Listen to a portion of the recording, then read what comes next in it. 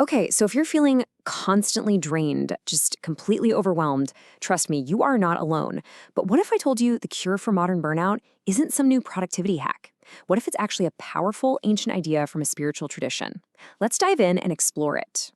First things first, we've got to talk about this burnout epidemic. I mean, it's a real thing, right? It's that feeling of just being constantly swamped, this pressure that's become, well, pretty much a universal part of modern life. I mean, does this sound familiar to you? That feeling like you're on a treadmill that just keeps getting faster and faster? You're just bombarded with notifications, expectations, deadlines. It feels like it never, ever ends. It's something so many of us are going through. And you know what? It is absolutely exhausting. And what's the usual advice we get? Optimize your schedule, be more productive, just push harder. But what if the solution isn't another one of those hacks? What if it's something totally different? An ancient concept that challenges the very rules of this game we're all forced to play. So, to find that answer, we really need to look past the surface level stuff. We have to ask, what is the real root of all this exhaustion? And honestly, the source might actually surprise you. Because here's the thing, the problem isn't always just the sheer amount of work you have. No, the real weight, the true source of that drain, is the constant pressure to perform for other people. It's about managing their expectations, living up to their opinions of us. You know that anxiety you feel before a big presentation? It's usually less about the actual content and way more about what your boss is going to think. Okay, so let's be super clear about something right up front. What we're talking about here is not becoming a hermit. It's not about quitting your job or just cutting everyone out of your life. Nope. The shift we're getting at is way more subtle, and it happens entirely inside you. So what do we call this? Let's give this concept a name. This internal shift. It's called depeopling.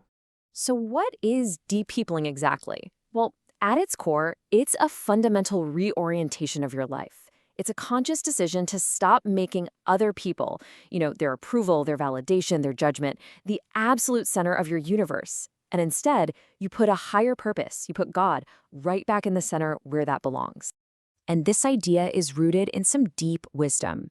Take this verse from the Quran. It asks a really powerful question that gets right to the heart of our anxieties. If you truly believe in an all-sufficient creator, then why on earth are you letting the approval of other people, of flawed human beings, dictate your inner peace? Let's look at the contrast here, because it's pretty stark. On one side, you've got a life that's driven by human approval. It's basically a constant performance for external validation. But on the other side, you have a life guided by divine approval, one that's driven by sincerity and your core values. Think about it. It's the difference between being just an actor on a stage and being the actual author of your own story. And this powerful statement from the Prophet Muhammad, peace be upon him, just reinforces this entire principle. It's basically a promise. It says that when you prioritize pleasing God over pleasing people, you're granted this unique kind of freedom, a freedom from the very pressures that cause burnout in the first place. Okay, so I know what you might be thinking. This sounds like a nice spiritual idea, but does it actually work in the real world? Well, let's look at why this ancient wisdom is so effective. This is really where faith meets psychology. And you can see echoes of this idea everywhere, from Stoicism and its focus on an internal locus of control, all the way to modern therapeutic practices. It's fascinating because modern psychology totally validates this ancient concept. Research shows again and again that basing your self-worth on what other people think of you is a direct path to anxiety and burnout. It makes sense, right? When your peace depends on the whims of others, your peace is always going to be fragile. Depeopling is what helps you reclaim your emotional autonomy. And look, this isn't just a theory. It's a principle that's been stress-tested throughout history. Just look at these figures. They faced incredible social pressure, rejection, even outright persecution. And yet, through it all, they remained emotionally anchored. So, what was their secret? Well, their resilience didn't come from some kind of superhuman energy. It came from the source of their energy. Their anchor wasn't thrown into the shifting sands of public opinion. It was lodged in a firm, unshakable connection to God. Plain and simple, they were God-centered, not people-centered. Okay, so we get the what and the why, but now for the big question. How do you actually start practicing this in your own life? Let's get practical.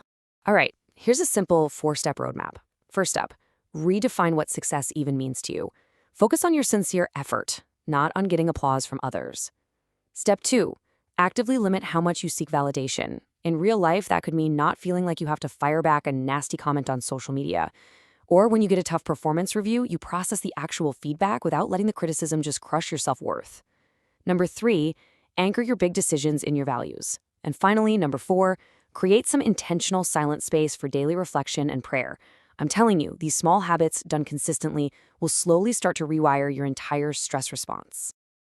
This really captures the two competing voices in our heads perfectly. On one hand, you have burnout culture, and it's just screaming at us, do more, be more, impress more. But then you have this alternative, which is rooted in faith, and it just gently whispers, detach more, trust more, and find your peace in surrender, not in trying to constantly control everything. We often think of self-care as something you buy or schedule, right? Like a spa day or a vacation. And those things are nice. But maybe, just maybe, the most radical, the most lasting form of self-care is the internal work of depeopling your heart, of finally freeing yourself from that immense, crushing weight of other people's expectations. So as we wrap this up, I want to leave you with one final question to really think about. Whose approval are you really living for?